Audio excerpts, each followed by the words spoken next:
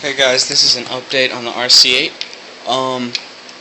If you've seen, right here we got the conversion in. I'm missing the motor mount because I bought it on eBay with everything but the motor mount. And so I got the motor mount ordered from a hobby shop. It took me a while to get all this stuff put in because it's not the easiest conversion that I've seen. What the big problem is the wire for the ESC.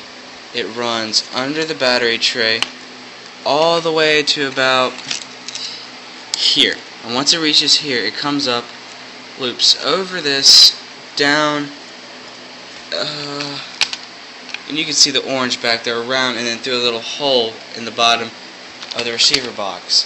And getting all that stuff to lay nice and smooth, it's a task. But I got the shocks rebuilt. The cool thing I found out about the shocks is they have two bladders in them, opposed to the typical one bladder, which I might just be ignorant or whatever, because I don't know. I haven't rebuilt. The only shocks I've ever rebuilt have been Traxxas shocks, and they only have one bladder in them. And what's cool about these is when they go down, you can really adjust them. If you when you're building your shocks, you have a choice of how much rebound you want, and you adjust that by full rebound is the shock shaft fully extended, and then you put the shock cap on.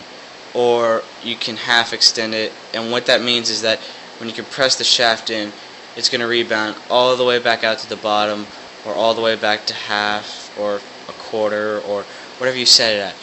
And when you have it on full rebound, these shocks, it's a lot of tension with full compression. And so right now in the rear I have it about 25% up, and then I put the caps on, and then I have half in the front, and so I have 42.5 in the rear and 37 and a half in the front, and it's nice and smooth.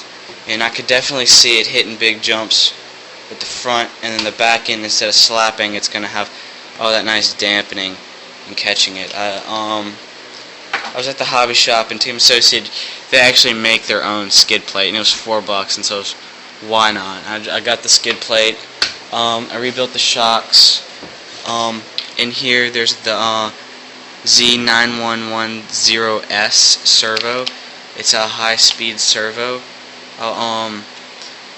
It's god awfully fast. So let me get this stuff plugged up, and then you can see it run. I have it plugged in, and watch this.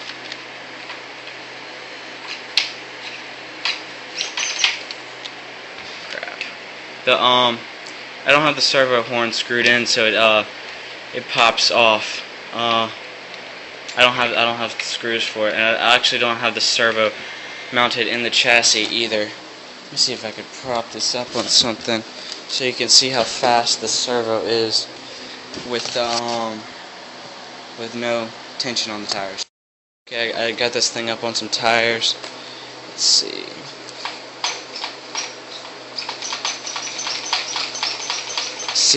See, the camera can't even pick it up. That's how fast it is. It kind of lags. But if you want, this is the servo. Well, I'll just tell you the specs. Specs are at 6 volts, 180 ounces of torque, with 0.08 speed. It's a really fast servo. I like it a lot. I bought it from a friend he's actually on RC Nightmare and YouTube. But yeah, it's a great servo. Since it's so low torque, I wonder if it's going to heat up real quick or whatever. But I don't have it mounted because I need these little foam spacers that raise the servo off the chassis and prevent it from it taking if the chassis slaps the ground, it taking the force of that impact, which would cause the motor and the servo to die, and that's a $120 servo, which would not be good. I'll be running my M11 in this, And I don't know if you've seen last, but I also have the wing off, so I'm fixing to redo it. But this is the body I painted for it. It's just put in the light. It's got purple stripes. It's a dark gray. It's a pretty cool looking body. And then I'll be putting the black wing with the white on the sides on it. So go ahead, comment, rate, and subscribe for me, and let me know what you think of it so far. But the motor will go here, and I'm ordering a Gens Ace 4S lipo for it. It's on back order, but it should be here in a week or two. So.